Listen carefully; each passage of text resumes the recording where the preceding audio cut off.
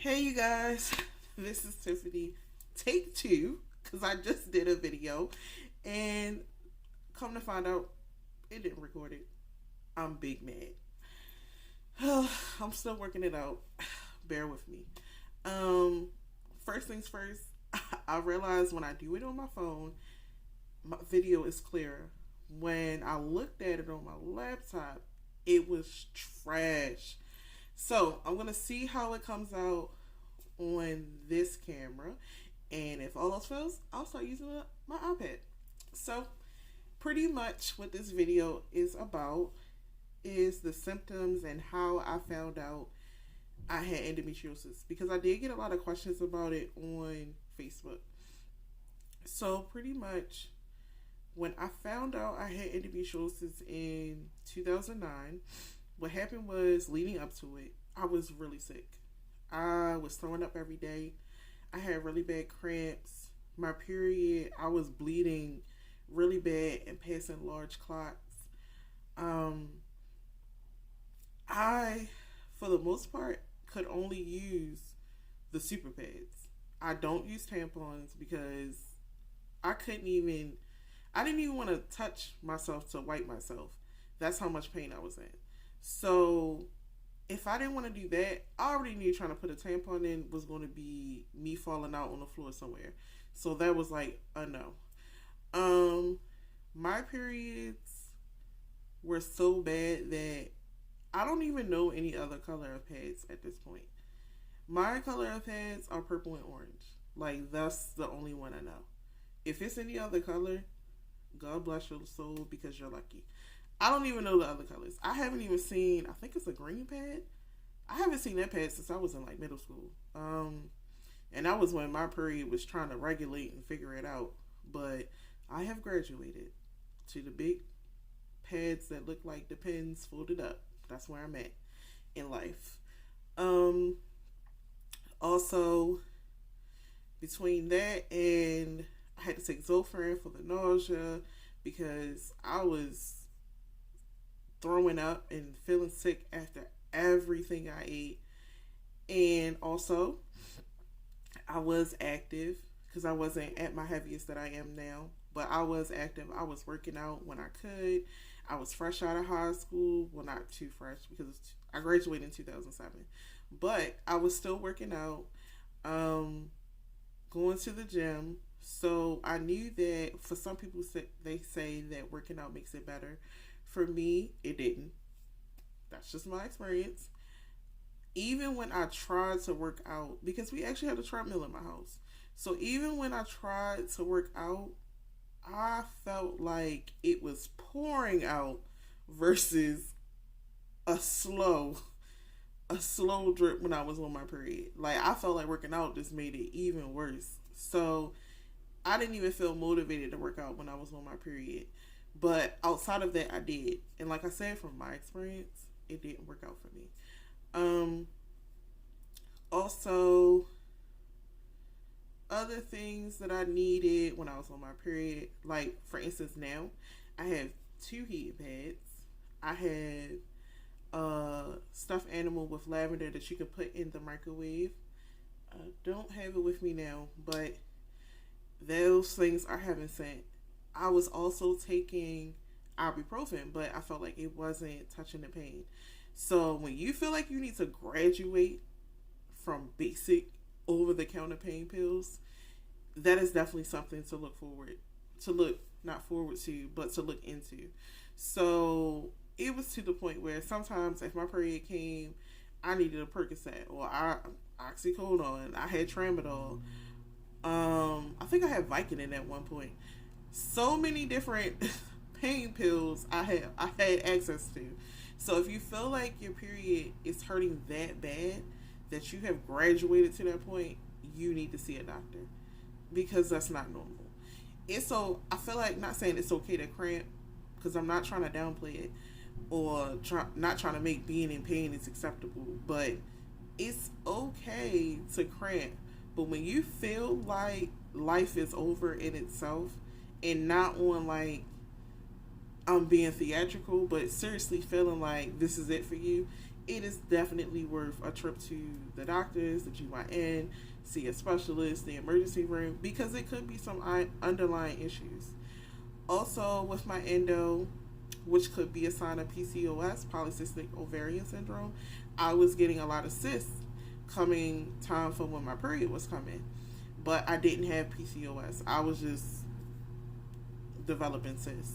So that was making me feel sick in itself, and that was just painful in itself. My also another symptom, being tired all the time. I was developing chronic fatigue syndrome. So me personally, my work ethic, I work a lot. I'm trying to work as much as I can until I can. So becoming tired and trying to pep talk yourself every morning, like, hey, we got to do this. Hey, I got bills that I need to pay. Living on my own, trying to make it work. Or even with a roommate, or even when I was living with my parents, like, I was tired to the point where I could sleep 12 plus hours, wake up, do what I need to do for a little bit, maybe like 3 hours, and still go back to sleep like I never slept. So being extremely tired was one of my symptoms. My migraines intensified because I already got migraines, but when my period came, my migraines, I was seeing sparkly stuff, little black spots. That also made me sick when I get migraines. If they're too bad, I start throwing up. So it didn't really help. It didn't help at all. I didn't have diarrhea or constipation in the beginning. I developed IBS over time. So I didn't really have problems with that. I know sometimes you can actually see little painful spots on your skin, depending on your skin tone. So I've seen a couple people who are of lighter skin where they can show you on their body where their endo is flaring at the moment. And it's like a little red patch that seems like it's, I wouldn't say inflamed, but it probably is inflamed. Or they're like, hey, it hurts right here. And you can just visibly see where it's hurting at. So depending on your skin tone, you can see that I had lower back issues. So my lower back was hurting really bad. So they always thought I had like a UTI or something was going on with my kidneys. But it really wasn't. I was just feeling like life was over. I was just in too much pain. So those were my symptoms. But it's mainly just the pain. Just really, really, really bad pain. So pretty much after you realize some of these symptoms are becoming too much and starting to consume your life, your next phase would be to consider finding a good GYN. Good GYN can be subjective or objective, but what I'm saying is someone who's going to listen and take you seriously. Not someone who, oh, I heard this before, let's do this. No, actually cater a treatment plan towards what is going to work for you. Endo is a rough journey. Finding a medicine that will work with your body is a rough journey. You're going to try multiple medicines. They're going to try to give you multiple medicines. And you're just going to have to figure it out and figure out if this works for you and what doesn't. I tried one medicine and one medication and my hair started falling out. I tried Lupron that put me in menopause and I felt like I was stuck in my head going crazy. Like I couldn't process things when I was on Lupron. But at the time I was 19, so I was still kind of maturing, but I still would never do it again. I couldn't even take baths with Lupron. I almost passed out in the bathtub one time. Like I felt extremely lightheaded if I took a shower or a bath that was too hot. Also, finding an excision specialist. They do have a website where you can go on and find endometriosis excision specialists so that you can talk to them about it. Depending on your insurance, you might need a referral. Also, they have NUC doctors for endometriosis where this is all they do. They do nothing else but endo. Sometimes it's hard to find a neck doctor, sometimes it's not. It's more so that this is their specialty, so it might be more of like a time frame. And sometimes they don't take your insurance depending on where you go. But it's always something to look forward to, and I'll definitely touch on that on another episode so we can talk about different doctors. Also, we'll definitely talk about the different medications. I don't know all of them, so I'm just going to briefly go over what I used in my journey. So, like I said, I was diagnosed in 2009 when I was 19. I'm now 30, and it's 2019. So this has been a 10-year journey. 11-year journey. So it's definitely been a process, and I've definitely tried a little bit of everything. No, my journey might not be as not crazy, but it might not have had I might not have had 20 surgeries, or I might not have taken over 10 different medications. But like I said, this is through my lens, this is through my perspective, and I'm just trying to be more insightful, and I'm trying to help someone and get awareness spread about endometriosis and possible other diseases or disorders that we have as women, because they're trying to bring awareness to it, but they give you like little splashes here and there. You might see a show and they might bring up, oh, PCOS. Then you might see another show, oh, there's endo.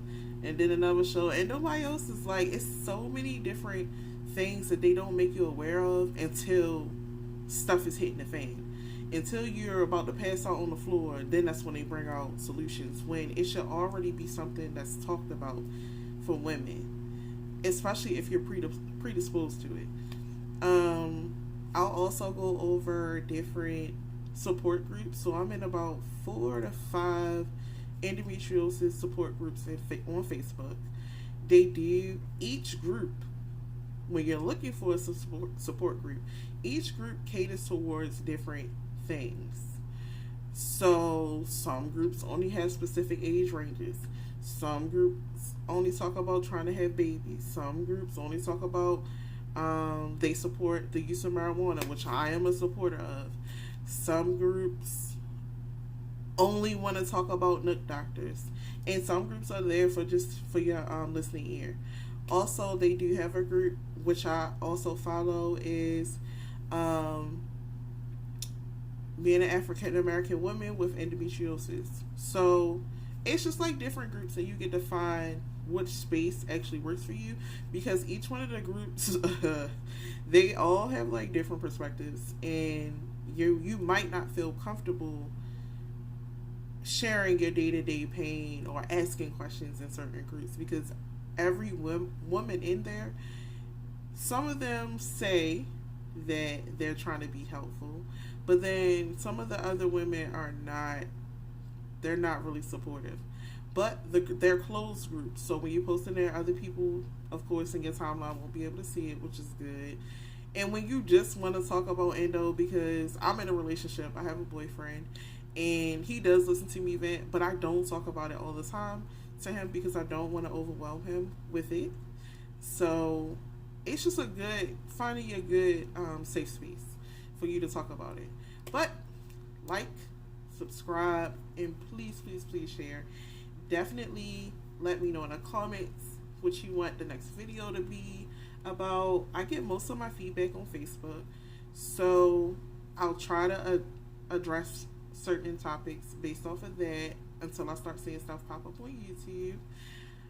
I don't know how many videos I'm gonna do yet, but it's more so just trying to figure out the rhythm of this, because it's been a long time for me, and I'm getting older, so my next journey is trying to conceive, and I would definitely like to continue this journey and share what it's like to have endometriosis and multiple other health issues in trying to conceive at 30, and providing some hope of you can be next.